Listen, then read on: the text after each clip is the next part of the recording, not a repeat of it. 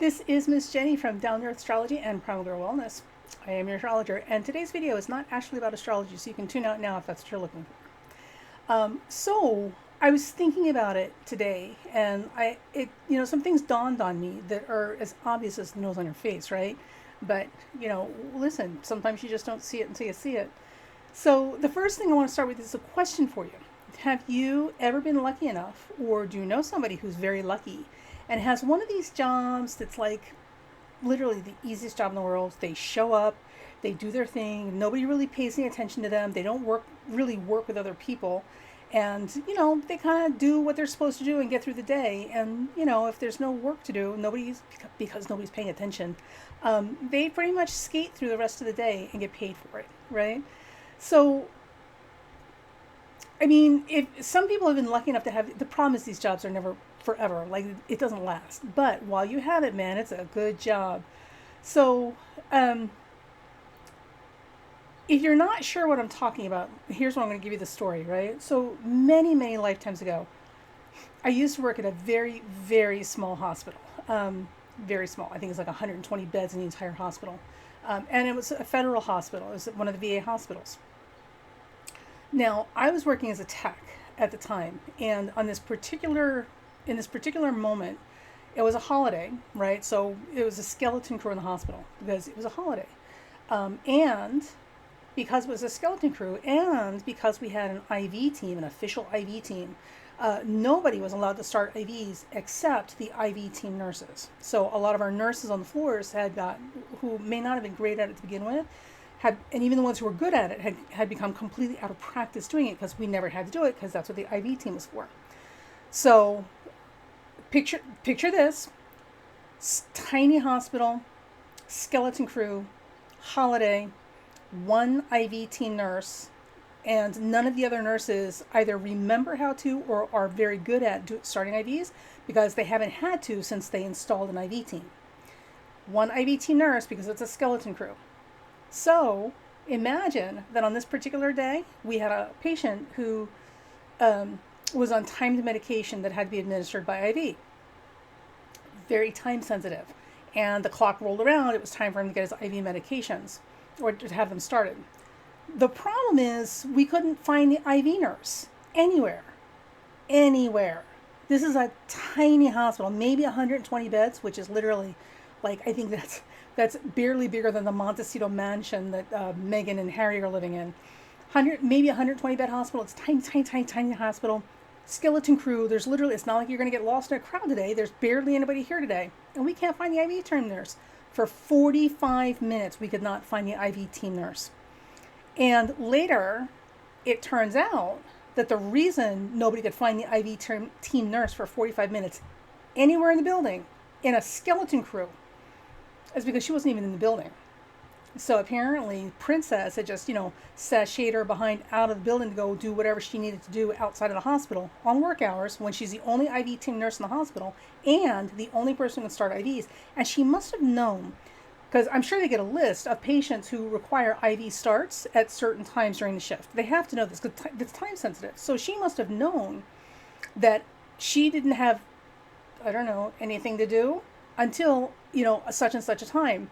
So she decided to dip out and, do personal stuff. Unfortunately, she must have miscalculated the time or lost track of the time because now we had a patient who was at least 45 minutes behind schedule on his medication start by IV.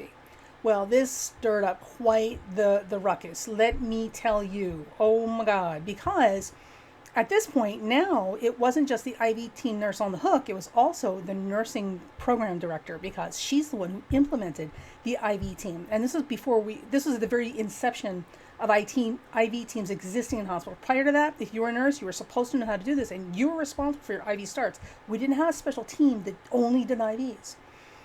So the nursing program director was on the hook for this too because this whole IV team business was her idea. Right? This was her baby. Now she was responsible for her nurse pulling crap like this. So all of this is, there's a couple of reasons I'm bringing up this story. So the first thing is This is an example of what I'm talking about having that kind of job where nobody's paying attention to. Like literally, these IVT nurses, as far as anybody in the hospital knew, had one job, and that was to start IVs. What they did when they weren't starting IVs is a complete mystery to the rest of us. But at the same time, we're so busy actually doing work, our work, we don't have time to wonder what they're doing. We just assume that they're doing something somewhere, and that, when we're dealing with them is when we need them for this specific job, right? So as an IVT nurse, for all we know, they were upstairs playing, doing crossword puzzles, surfing Facebook, who knows, like shopping on Amazon. We don't know what they were doing when they weren't starting IVs because nobody really paid attention, right? And, they just weren't. So there's that, right? Which is what allowed this woman to believe, and almost get away with leaving the physical hospital to go do her personal stuff on company time, when she was clearly needed to be at the ready inside the hospital for actually sick patients. Like if you're in a hospital, you're not there for a joyride, you're there because you're really, really sick. If you're getting IV fluids or IV medications, you're really sick. This is not the kind of job where you can just kind of traipse off and go run errands and come back. But she did. So, because nobody pays any attention to what she's doing. So these are the kinds of jobs I'm talking about, where your job, you roll in, you start your work, nobody bothers you, you don't really work with anybody, you interact with people if you need to, but basically you don't really work with people. And you're in charge of your schedule and the pace of your day and all sorts of stuff, and nobody's paying attention. Nobody's paying attention. You're pretty much on your own all day long. It's a beautiful job. Beautiful job. There are other jobs, little pockets of jobs everywhere in different industries that have the same kind of dynamics, right? Where somebody will roll in, they'll do their thing, nobody bothers them, nobody's paying attention to them, and they don't really have a lot of job responsibilities. So they get paid really well for doing very little work most of the time. I mean, they will work. Sometimes when there's an emergency, they're really earning their pay, but unlike the rest of us who have busy work from the time we show up to the time we leave, theirs is a whole other universe, and it's great. Another example of these types of things are firefighters, law enforcement, politicians. Because we only interact with them when we desperately need them. But we don't really know what exactly they're doing when they're not in the middle of a crisis. Now, this isn't to say that they should be in a crisis all the time. But it is to say that there's a whole lot of mystery time that nobody knows what exactly they do with that time. And they're not telling us. Now, when they work. They really work. They're definitely earning their pay when they're working. But it's all that other time in between where nobody's paying attention and nobody really knows what they're doing that makes their job really, really sweet. And they're not about to tell you what they are or aren't doing in those hours. And we're not going to begrudge them that. I mean, listen, I'm not going to fight with a fire company because if my house ever catches on fire, I'm going to need them to help me keep the house from burning down with me in it. I'm just saying. However, it's all about what we get away with when people aren't paying attention. Politicians are a very specific and special kind of group because, let's be honest, we don't really know what they do, and how much they work. Nobody really has any appreciation for how little work they actually do, okay?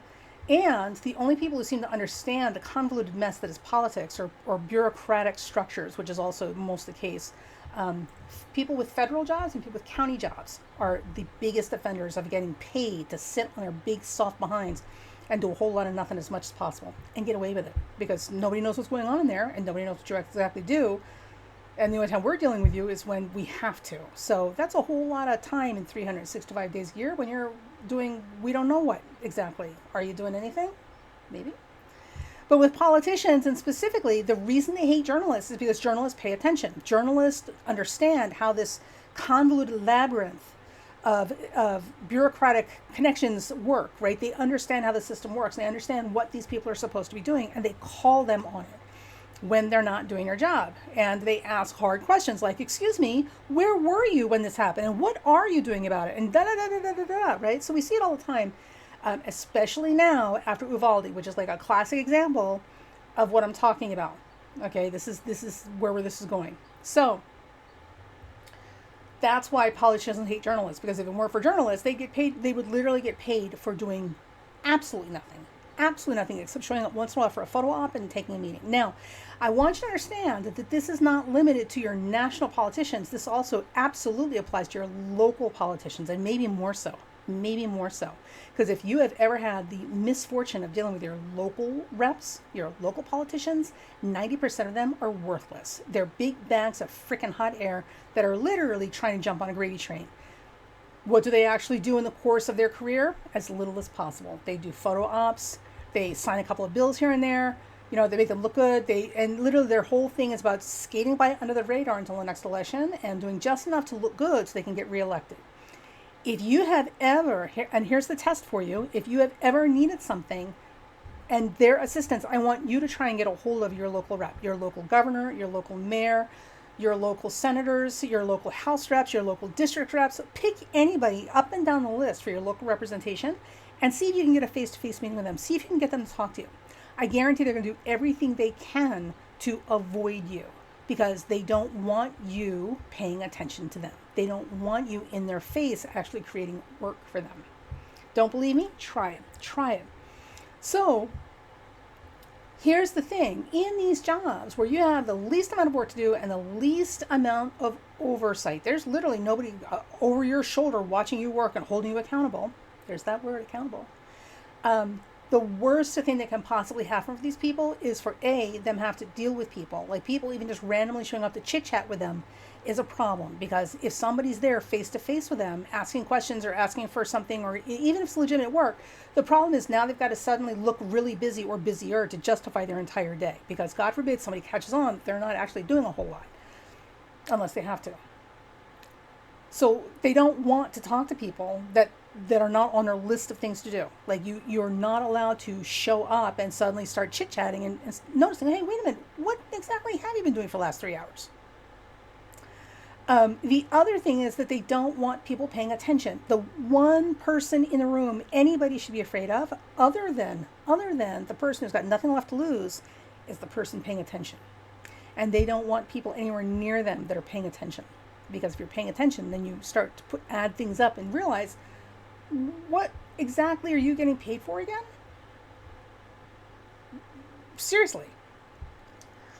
So all of this comes to this point, right? Because I was thinking about this, it seems so futile to call your senators and to call your reps. Like, what are you going to do? Call and yell at them about gun control? Like, they're going to listen. We feel so helpless in these situations because, it's just me yelling on the phone. Like, what good is that going to do? Right? And here's what I want to tell you, and I really need to drive this point home. You are not helpless. You've got a lot more power in the situation than you think you do, because at the end of the day, what these politicians and these bureaucratic people, right, IV team nurses, county office, seat warmers, local politicians, national politicians, all these people have these cushy jobs that really have very little oversight, and they basically get paid for doing a whole lot of nothing most of the time, right? What they don't want are people paying attention. And then what they don't want is to have to deal with people, right, who are going to draw attention to whatever it is they are or aren't doing. So when you call, you don't have to yell and you don't have to scream. All you have to do is call. All you have to do is call them regularly and repeatedly and often, okay? And let them know that you want to talk to them. You want some answers about this. You want them to do this, or not do that, right? Just the fact that you are paying attention enough and you are dogged enough to keep calling them because you're not letting them off the hook is enough to literally drive a stake through their little black hearts, because everything they do is built on people not paying attention.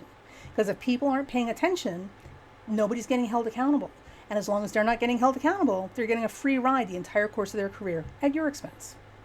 So you might feel powerless, but you're not. Literally. And you don't have to scream and yell and threaten people. All you've got to do is call and ask to speak to your rep. Ask for a meeting with your rep. Insist that your rep take some kind of action. Insist that your rep give you an answer about what kind of action they're going to take. Stay on them and hold them accountable. Make them see and hear you and know that you're paying attention. Because the more people that are doing this, the more they've got to step up to bat and start justifying their salaries and their time. All right. Listen, I would love to get paid for being cute, but clearly that's not going to happen. I'm not going to get any cuter. That what you see is what you get. And I'm certainly not going to get paid for this.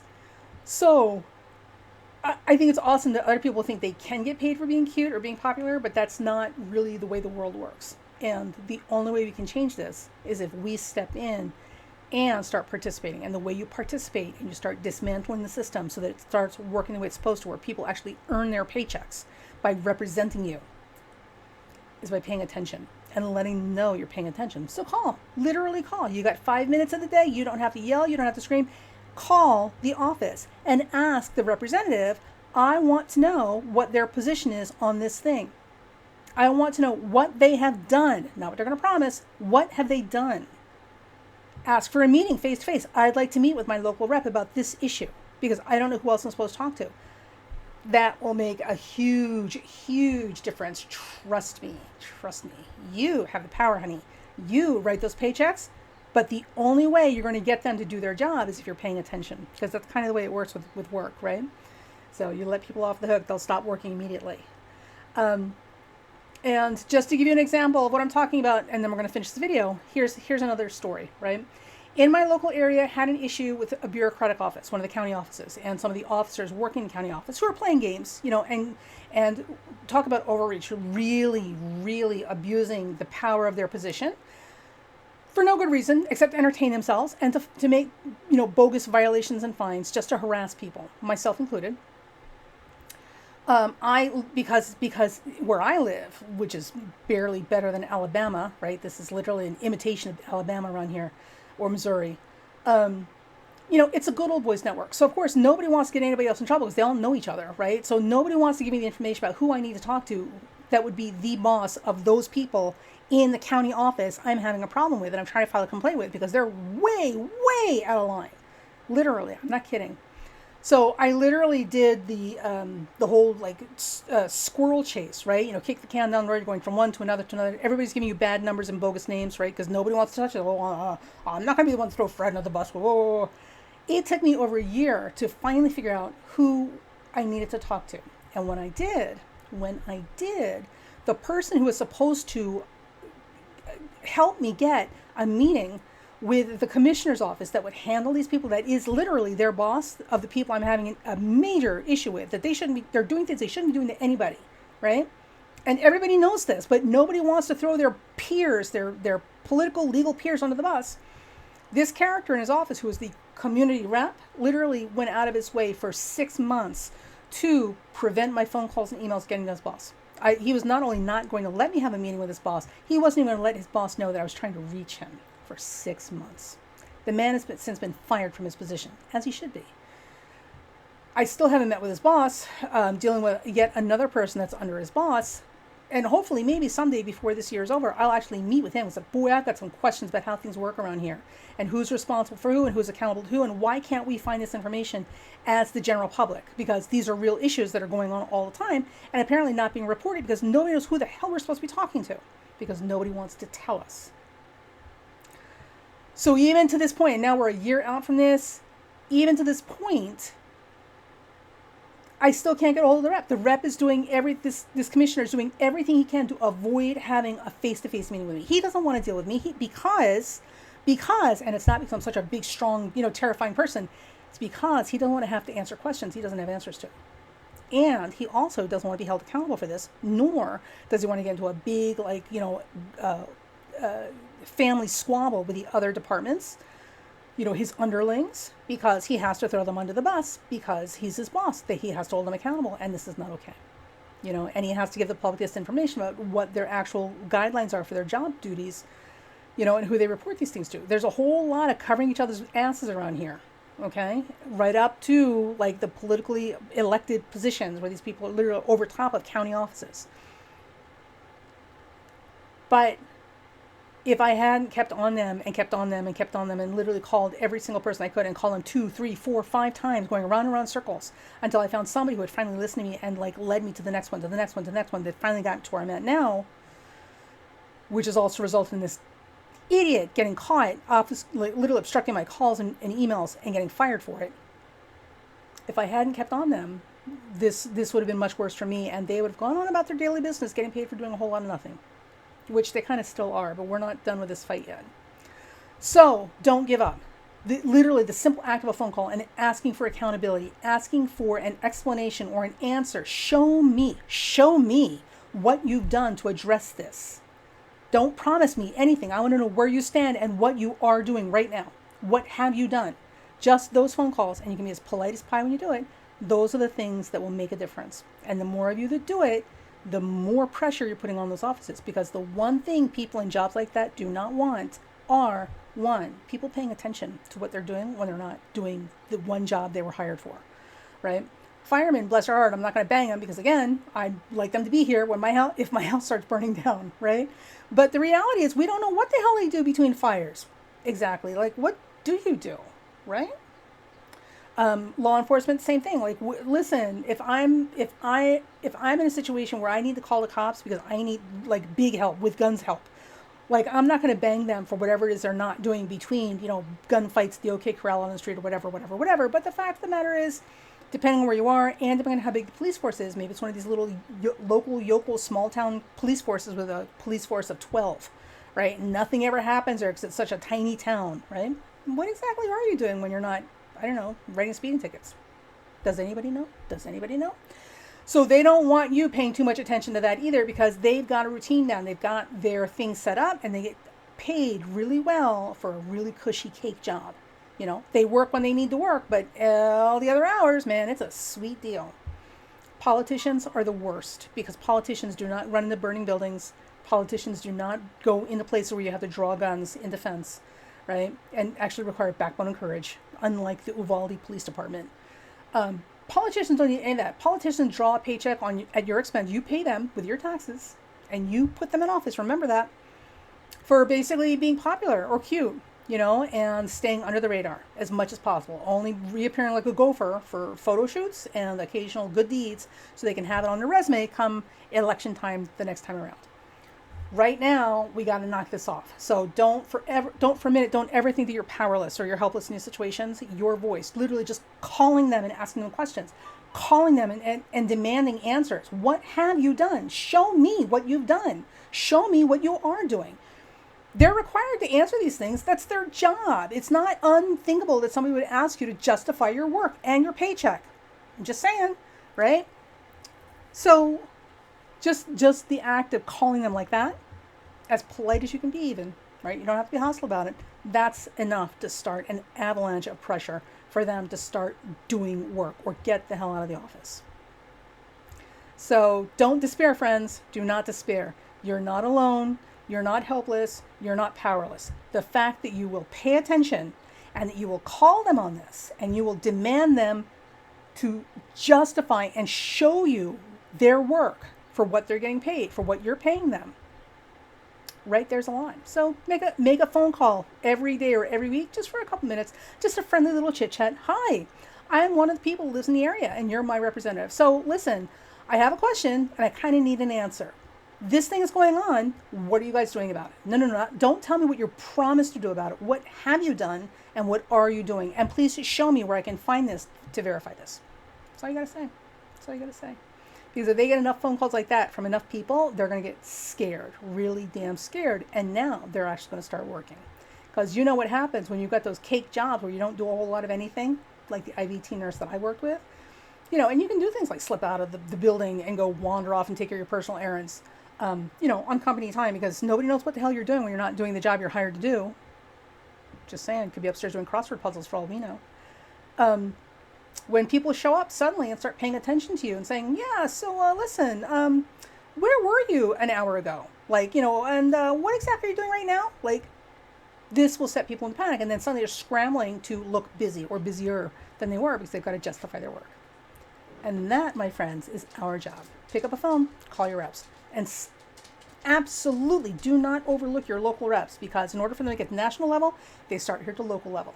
And I can tell you from the knuckleheads we've got around here, oh my God, some of these people, geez Louise, the only people paying attention to politics around here where I live are like a handful of educated people, and the rest are a bunch of hateful, racist, fearmongers, that are literally voting in knuckleheads, because they're one-issue voters. So whatever this person says that appeals to their sensitivity, right, that's the thing they're voting them in on. And we got some real winners here, let me tell you. But it doesn't have to be like that. So you have the power. Use it.